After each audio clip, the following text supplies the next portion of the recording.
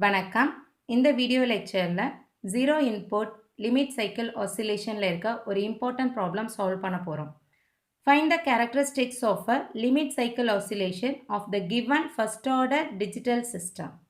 Y of n is equal to 0.95 y of n minus 1 plus x of n, where x of n is equal to 0.875 when n is equal to 0, 0 otherwise. Also determine the deadband of the filter.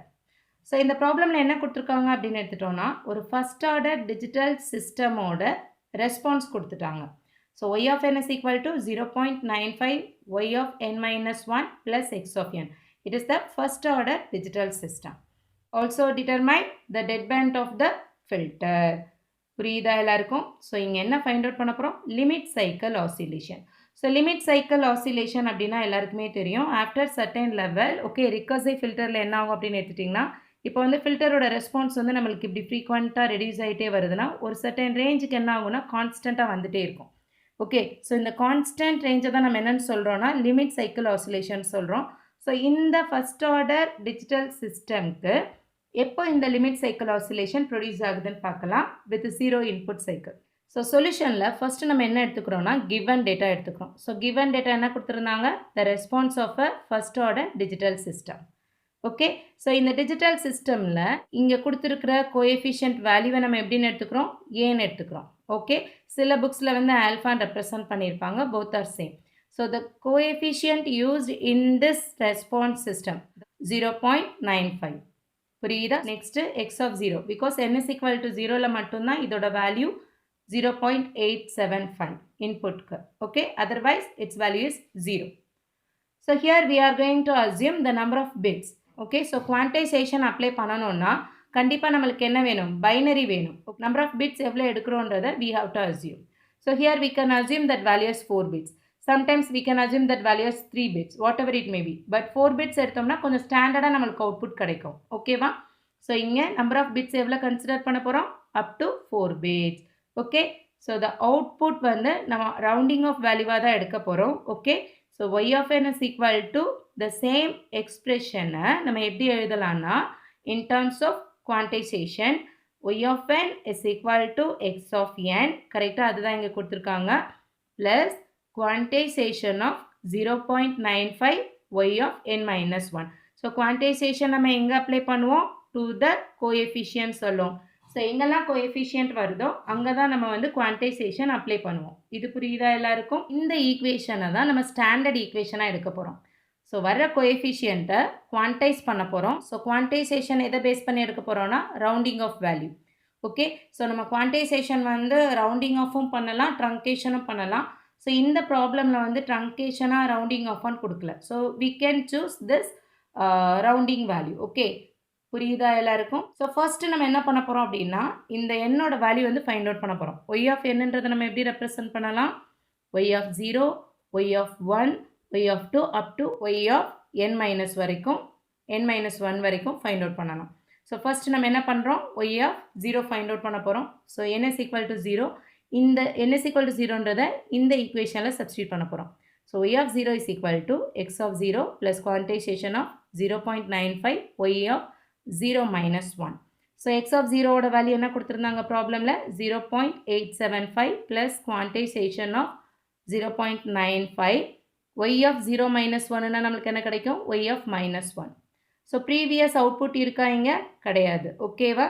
So here y of minus 1 value is 0. So 0 into anything 0. So quantization of 0 தான் கிடைக்கும். This value becomes 0. So we can get that output as y of 0 is equal to 0.875. இது புரியுதா எல்லாருக்கும்? So next என்ன find out பண்ண போறோம்? y of 1. y of 1 find out பண்றதுக்கு the same equationல இங்க என்னக்கு பதிலா y substitute பண்ண போறோம்.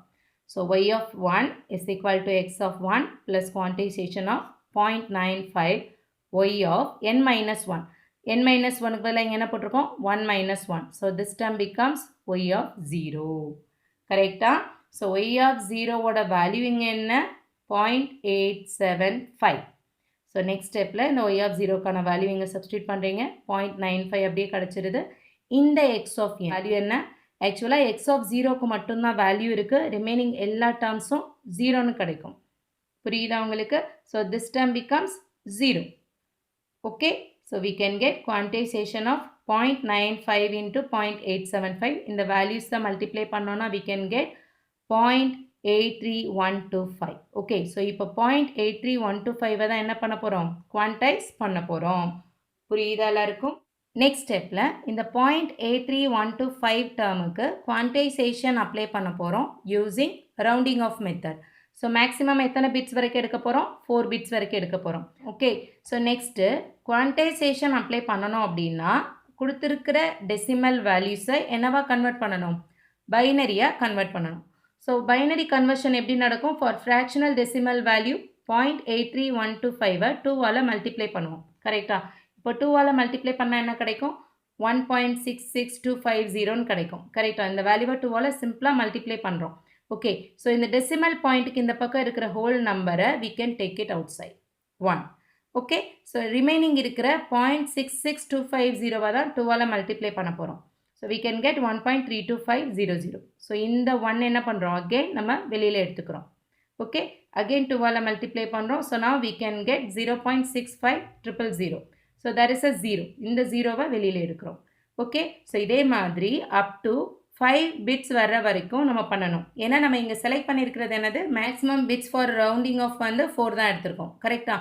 ஸோ அப்போனா நம்ம 5th பிட் வரைக்கும் செஞ்சோம்னா போதும். ஓகே, ஸோ 5th பிட் வந்ததுக்கு அப்புறமா இட் இஸ் கோயிங் ஆன். இந்த 5 பிட்ஸ் வந்தோடனே ஸ்டாப் பண்ணிக்கலாம். இப்போ என்ன பண்ண போகிறோம்? இந்த வேல்யூஸை டாப் டு பாட்டம் நம்ம எழுத போகிறோம். ஸோ குவான்டைசேஷன் ஆஃப் 0.83125 நம்ம எப்படி ரெப்ரசன்ட் பண்ணுறோம்? In terms of binary 0.1101 0. இது அகெயின் நீங்கள் மல்டிப்ளை பண்ணிங்கன்னா இன்னும் வேல்யூஸ் போய்கிட்டே இருக்கும். ஓகேவா? ஸோ நம்ம ஒரு 5 வேல்யூஸ் வரைக்கும் எழுதினாலே போதும். It is going on. Okay, இது வரைக்கும் புரிஞ்சுதா எல்லாருக்கும்? ஸோ இந்த டெசிமலோட ஈக்குவலண்ட் பைனரி நம்ம எழுதியிருக்கோம் அப் டு 5-6 பிட்ஸ் வரைக்கும். ஸோ நெக்ஸ்ட் என்ன பண்ண போகிறோம்? குவான்டைசேஷன் அப்ளை பண்ண போகிறோம் using rounding off method. Rounding off மெத்தட்னா நம்மளுக்கு என்ன தெரியும்? இங்கே b is equal to 4 bits சொன்னோமா? ஸோ இந்த பாயிண்ட்டுக்கு அப்புறம் இருக்கிற இந்த 4 பிட்ஸ் மட்டும்தான் நம்ம கன்சிடர் பண்ணுறோம். 5th பிட் என்ன வருதோ அதை இந்த 4th பிட்டோட ஆட் பண்ணணும். இதுதான் ரவுண்ட் ஆஃபோட பிரின்சிபல். இதே ட்ரங்கேஷன்னா இங்கே எந்த வேல்யூ வந்தாலும் அதை அப்படியே ஒமிட் பண்ணிவிட்டு இந்த 4ஐ மட்டும் எடுத்துருவோம். பட் இங்கே ரவுண்டிங் ஆஃபில் இதுதான் பிரின்சிபல். இந்த 5th பிட்டில் என்ன வேல்யூ இருக்கோ அந்த வேல்யூவை இங்கே இருக்க 4th பிட்டோட ஆட் பண்ணணும். That is the principle. இங்கே 0 இருக்கனால ஆட் பண்ணாலும் அதே தான் நம்மளுக்கு கிடைக்க போகுது. So we can get that value as 0.1101 in terms of binary. புரியுதா உங்களுக்கு? ஸோ குவான்டைசேஷன் எடுத்ததுக்கு அப்புறமா இந்த q போடக்கூடாது. Okay, so we have applied quantization here. So y of 1 is equal to 0.1101 in terms of binary.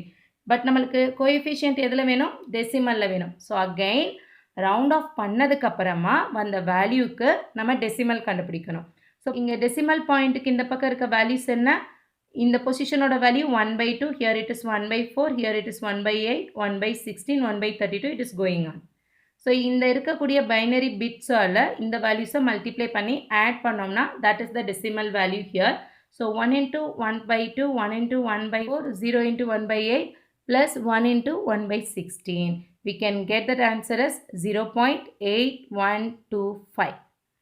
புரியுதா உங்களுக்கு? So ஆக்சுவலாக நம்ம y of 1ஓட வேல்யூ என்னவா இருந்தது? Quantisation of 0.83125. ஸோ இந்த 83125ஐ இப்போ ரவுண்ட் ஆஃப் பண்ணதுக்கப்புறமா அதுக்கு என்ன கிடச்சிருக்கு? 0.8125. புரியுதா உங்களுக்கு? y of 1ஓட வேல்யூ என்ன? 0.8125. புரியுதா எல்லாருக்கும்? Similarly we have to find out n is equal to 2. So n is equal to 2 அப்படின்னா என்ன அர்த்தம்? y of 2 is equal to x of 2 plus q of 0.95 y of 2 minus 1. y of 2 minus 1 னா y of 1. y of 1ஓட value just now we have found that is 0.8125. So இங்கே 0.95 is multiplied with this 0.8125. இங்கே x of 2ஓட value என்ன? 0. Okay, so இந்த டேர்ம்ஸை multiply பண்ணோன்னா என்ன கிடைக்கும்? 0.771875 in terms of decimal. இங்கே என்ன அப்ளை பண்ண போகிறோம்? குவான்டைசேஷன். குவான்டைசேஷன் அப்ளை பண்ணணும்னா டெசிமலை எதுக்கு கன்வெர்ட் பண்ணணும்? பைனரிக்கு கன்வெர்ட் பண்ணணும். ஓகே, ஸோ இந்த கன்வர்ஷன் ப்ராசஸ் அகெயின் இந்த சேம் ப்ரொசீஜர் நீங்கள் எக்ஸாமில் செய்யணும். ஓகே, ஸோ இல்லைன்னா ரொம்ப கஷ்டம். கால்குலேட்டர் யூஸ் பண்ணி கண்டுபிடிக்கலான்னா ஹோல் நம்பருக்கு ஈஸியாக கன்வெர்ட் பண்ணிடலாம். பட் ஃப்ராக்ஷனல் பார்ட்டுக்கு ஃபைண்ட் அவுட் பண்ணுறது கஷ்டம். ஸோ நீங்கள் மேனுவலாக தான் நீங்கள் கால்குலேட் பண்ணணும். ஒரு எக்ஸாம்பிளுக்கு நான் அகைன் இந்த ப்ரொசீஜரே நான் உங்களுக்கு சொல்கிறேன். ஸோ 0.77185 2ஆல் மல்டிப்ளை பண்ணிங்கன்னா 10 வரும். So 14 + 1 15 1. So 16 + 1 7 2 1 3. Here it is 14 again 5 1. So இந்த 1 என்ன ஆயிரும் இங்கே நம்ம எடுத்து எழுதிடுவோம். ஸோ இந்த வேல்யூ அகெயின் எதால் மல்டிப்ளை பண்ணுவோம் 2ஆல் மல்டிப்ளை பண்ணும்போது 0 10 14 1 + 1 5 6 + 1 7 8 10. So here we can take this 1 as such. So again multiply with this 2. So we can get 0 0 10. Okay, 1 is there, right? So 14 + 1 15 1. 16 + 1 7. Here it is 1.0. We can take that value as 0. Multiply with 2. We can get 0 0 0 0 10. Okay, so 1 is there. 14 + 1 5. So 2 3. Here it is 0. We can take that value as 0. Again we have to multiply. It is going on like that. So from there we can take the top to bottom. So what is that value here? 0.110001. It is going on. புரியுதா உங்களுக்கு? ஒரு 5 digits வரைக்கும் நீங்கள் அப்படி எடுத்துக்கலாம். So next நம்ம என்ன apply பண்ண போகிறோம்? Rounding off method. ஸோ பாயிண்ட்டுக்கு அடுத்து 4 பிட்ஸ் வரைக்கும் எடுக்கிறோம். 5th பிட்டை இங்கே ஆட் பண்ணணும். ஓகே, ஸோ 0 இருக்கிறனால அதே வேல்யூ தான் நம்மளுக்கு கிடைக்க போகுது. we can get that value. So next என்ன பண்ணணும்? இந்த பைனரியை டெசிமலாக கன்வெர்ட் பண்ணோன்னா we can get that answer as 0.75. So இந்த வேல்யூ உங்களுக்கு தெரியும் இல்லையா? எப்படி வந்து டெசிமலாக கன்வெர்ட் பண்ணுறதுன்னு 1 × 1/2 + 1 × 1/4. Okay, we will get 0.5 + 0.25, that is equal to 0.75. So similarly, we can find out that y of 3 value. So y of 3 is equal to x of 3 plus q of 0.95 y of 3 minus 1. So x of 3 oda value 0.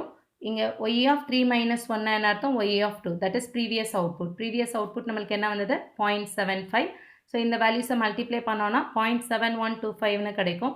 So இந்த 0.7125 நம்ம பைனரியாக convert பண்ணுறோம். பைனரியாக convert பண்ணதுக்கப்புறமா rounding off method apply பண்ணுறோம். இங்கே 0 இருக்குது. So we can simply add 0னா the same value. இந்த again நம்ம என்னவா கன்வெர்ட் பண்ணணும்? டெசிமலாக கன்வெர்ட் பண்ணுறோம். ஸோ 0.7125 நம்மளுக்கு என்னவா கிடச்சிருச்சு? 0.6875. That is y of 3 value. So next n is equal to 4. So y of 4 is equal to x of 4 plus quantization of 0.95 into y of 4 minus 1. So y of 4 minus 1 is nothing but y of 3. So என்ன previous நம்ம find out பண்ணமோ அந்த value தான். ஓகேவா? So x of 4 ஓட value 0. இங்க y of 3 ஓட value substitute பண்ணி multiply பண்ணோனா we can get 0.653125 in terms of decimal. இது என்னவா convert பண்ணணும்? பைனரியா convert பண்ணணும். பைனரியா convert பண்ணிட்டு we can apply the rounding of method. Okay, then we can get 0.1010. That value is 0.625. இது புரியுதா எல்லாருக்கும்? And then n is equal to 5. So n is equal to 5 apply பண்ணனா என்ன கிடைக்கும்னா y of 5 is equal to x of 5 plus q of 0.95 y of 5 minus 1.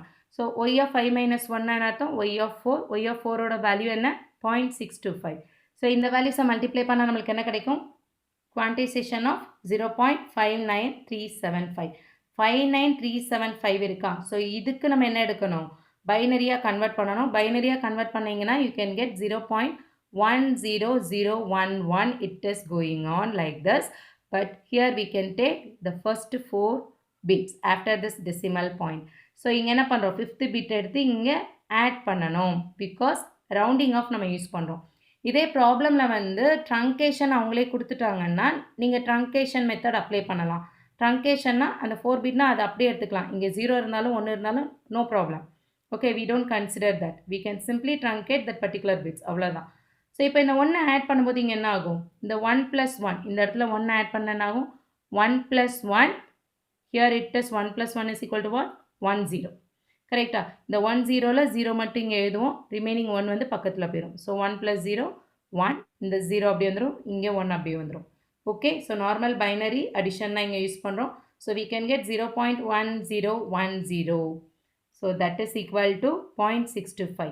So n is equal to 4க்கு என்ன கிடச்சிது? 0.625 வந்ததா? n is equal to 5க்கும் 0.625 வந்தது. So இதே நீங்கள் n is equal to 6 போட்டிங்கனாலும் இதே 0.625 தான் வரும். ஸோ ஒரு கான்ஸ்டண்ட்டாக லெவல் மெயின்டைன் ஆக ஆரம்பிக்குது இல்லையா? So we can stop at one particular point. இது புரியுதா எல்லாருக்கும்? ஃபைனலாக இந்த y of n ஓட வேல்யூவை இங்கே எழுதுகிறோம். That is the response of first order digital system. y of 0, y of 1, y of 2, y of 3, y of 4, it is going on. So y of n is equal to y of 0 ஓட value என்ன find out பண்ணோம்? 0.875. y of 1 ஓட value 0.8125. y of 2 ஓட value 0.75. y of 3 ஓட value 0.6875. y of 4 value is 0.625. y of 5 value is 0.625. It is going on like this. So first time varradhu we cannot consider. So next time appear achuna we can take that value. So for n is greater than or equal to 5, not this 4. Okay, so n is equal to 4 la da first time in the value occur aguduna we can consider that normal value. So after that adu again repeat aguduna we can take from this n is equal to 5. So for n is greater than or equal to 5, the output remains constant at this value, causing limit cycle oscillation. So the value என்ன ஆக ஆரம்பிச்சிருச்சு? ஒரே வேல்யூலே சுற்றிக்கிட்டு இருக்கு. மேலே ரெடியூஸும் ஆகலை, increase ஆகலை. இப்படி நம்மளுக்கு இன்க்ரீஸ் ஆகி டிக்ரீஸ் ஆகிட்டே வந்திருக்கும். ஓகே, ரெஸ்பான்ஸில், டிஜிட்டல் ரெஸ்பான்ஸில் அட் ஒரு பர்டிகுலர் லெவல் என்ன ஆகணும்னா கான்ஸ்டண்ட்டாக நம்மளுக்கு அது ஆசிலேஷன் கொடுத்துட்டே இருக்கும். Okay, that is what limit cycle oscillation. புரியுதா எல்லாருக்கும்? So that is very important concept here. So எந்த வேல்யூவில் இருந்து நம்மளுக்கு லிமிட் சைக்கிள் வந்து ஸ்டார்ட் ஆகுதுன்றதை நம்ம ஐடென்டிஃபை பண்ணுறதுக்காக தான் இந்த மெத்தட் யூஸ் பண்ணுறோம். n is greater than or equal to 5ல இருந்து இந்த ரேஞ்சில் அது மெயின்டைன் ஆகுது. ஸோ டெட் பேண்டுன்றது ஒரு இம்பார்ட்டன்ட் 2 மார்க் கொஸ்டினும் கூட. இது டிஆர்பி இந்த மாதிரி கொஸ்டின்லேயே அடிக்கடி கேட்குறாங்க காம்படிட்டிவ் எக்ஸாம்லையும். டெட் பேண்ட் வந்து என்னன்னு பார்த்தீங்கன்னா the range of output over which the limit cycle oscillation exists. Okay, so எந்த ரேஞ்சில் வந்து லிமிட் சைக்கிள் ஆசிலேஷன் வந்து எக்ஸிஸ்ட் ஆகுது அப்படின்றத ஃபைண்ட் அவுட் பண்ணுறது தான் dead pant. So 1/2 2 power minus b divided by 1 minus modulus of alpha. So இந்த ஆல்ஃபான்றது என்னென்னா coefficient given in the response. நம்மளுக்கு ப்ராப்ளமில் கொடுத்துருந்தாங்க இல்லையா, y of n is equal to x of n plus 0.95 into y of n minus 1. So இந்த 0.95 தான் வந்து coefficient. we can take that value as a or alpha எப்படின்னா நம்ம represent பண்ணிக்கலாம். இந்த bன்றது வந்து நம்ம ரவுண்ட் ஆஃப் பண்ணுறதுக்கு எத்தனை பிட்ஸ் கன்சிடர் பண்ணுறோம். ஓகே, ஸோ இந்த ப்ராப்ளமில் நம்ம என்ன அசியூம் பண்ணிக்கிட்டோம்? 4. ஓகே, ஸோ இந்த பிட்ஸ் வந்து நம்ம 3ன்னு எடுக்கலாம், 2ன்னு எடுக்கலாம். இந்த வேல்யூ குறைய நம்மளுக்கு அக்யூரசி குறையும். ஸோ இந்த நம்பர் ஆஃப் பிட்ஸ் வந்து கொஞ்சம் ஹையாக வச்சுட்டோன்னா தான் நம்மளுக்கு வந்து இந்த ஆசிலேஷன் வந்து ரெடியூஸ் ஆகும். புரியுதா உங்களுக்கு? ஸோ அதனால தான் இங்கே நம்பர் ஆஃப் பிட்ஸ் வந்து நம்ம 4ன்னு கன்சிடர் பண்ணியிருந்தோம். ஸோ இந்த வேல்யூஸ்லாம் இங்கே சப்ஸ்டியூட் பண்ணி சிம்பிளிஃபை பண்ணோன்னா we can get that value. Dead band range is 0.625.